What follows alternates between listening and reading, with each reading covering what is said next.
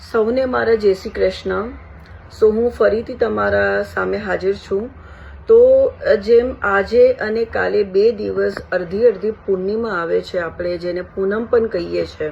તો આજ માટે હું બહુ જ સિમ્પલ રેમેડી લઈને આવ્યું છું, જે તમારે હંમેશા કરવી જોઈએ. મને એકચ્યુઅલી વિડીયો બનાવવા માટે લેટ થઈ ગયો, તો બી હજુ બી તમે આ કરી શકો છો. રાતના સૂતા પહેલાં તમે જોવો તો 12 વાગે કે 11 વાગે નમક મીઠું જે હોય આપણા ઘરમાં એ તમે લઈ લો, કાં તો સમુદ્રી નમક જે આખું મીઠું આવે છે એ મુઠ્ઠી ભરીને તમે લઈ લો.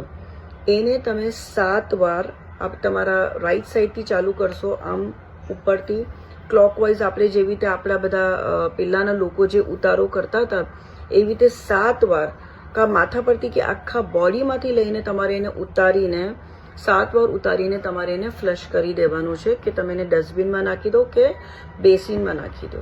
બરાબર છે? આ કરવું બહુ જરૂરી છે, કારણ કે પૂર્ણિમા બધા માટે બહુ ભારી હોય છે. પૂનમ અને અમાવસ્યાના દિવસે લોકોના મૂડ સ્વિંગ્સ બહુ થાય છે.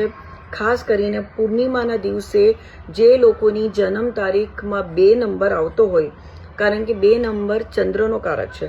એટલે ચંદ્ર કેવી રીતના હોય છે, 15 દિવસ વધે છે, 15 દિવસ ઓછો થાય છે.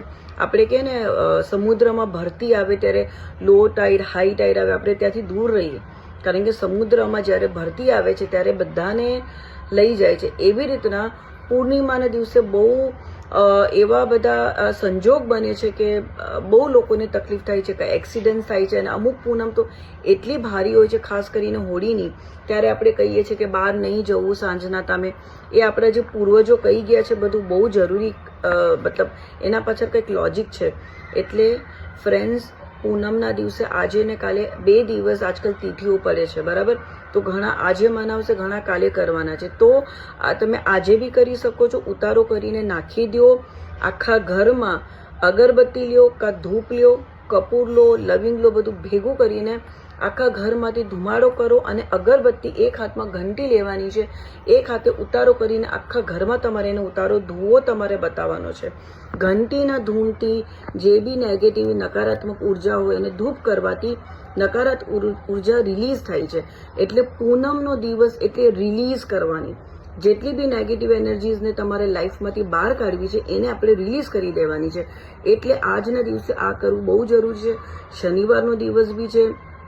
આજના દિવસે આપણે લોકોનો નજર ઉતારોને બધું કરે, એટલે એ કરવું બહુ જરૂરી છે. અને જો તમે આ વિડીયો કાલે જોશો તો કાલે બની શકે તો કાલે તમે જ્યારે નાહો છો ત્યારે બકેટમાં આખું મીઠું એક મુઠ્ઠી ભરીને એમાં નાખી દેવાનું છે, મિક્સ કરીને એ પાણીથી તમારે નાહી લેવાનું છે.